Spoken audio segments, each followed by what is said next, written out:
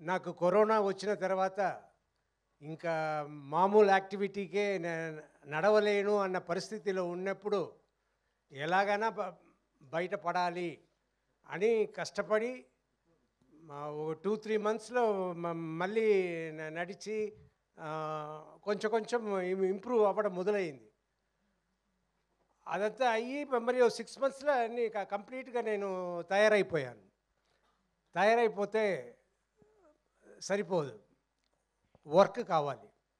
నేను హీరోగా చేస్తున్న సినిమాలు చేస్తున్నప్పుడు నేను ఒక్కొక్క సినిమాకి ఇందులో ఏం చేయబోతున్నాము, ఏది చేయబోతున్నాము, ఎలా ఉండాలి, ఎలా రావాలి, ఎలా ఫినిషింగ్ ఉండాలి, ఎలా గెలవాలి అన్నట్టు మాట్లాడుకుంటాం.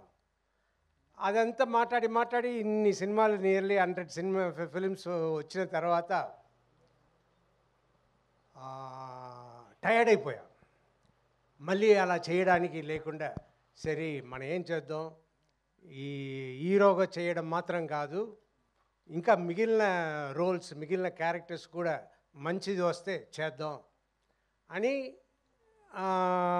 అది అందరికీ తెలియవచ్చి ఎంతోమంది సినిమాలు చేయడానికి వచ్చారు. కానీ ఆ సినిమాలంతా నేను విన్నప్పుడు అయ్యో ఇది చేయకుండా ఉంటేనే బెటరు అన్నట్టు చాలా సినిమాలు నేను చేయలేదు. ఐ వాజ్ చాలా డిసప్పాయింటెడ్గా, ఏంట్రా మంచి సబ్జెక్ట్ రావట్లేదు, మంచి ఇది రావట్లేదు అని డిసప్పాయింటెడ్గా ఉన్న టైంలో అభి వచ్చారు. అభి వచ్చి నాకు ఈ ఫిల్మ్ స్టోరీ చెప్పారు.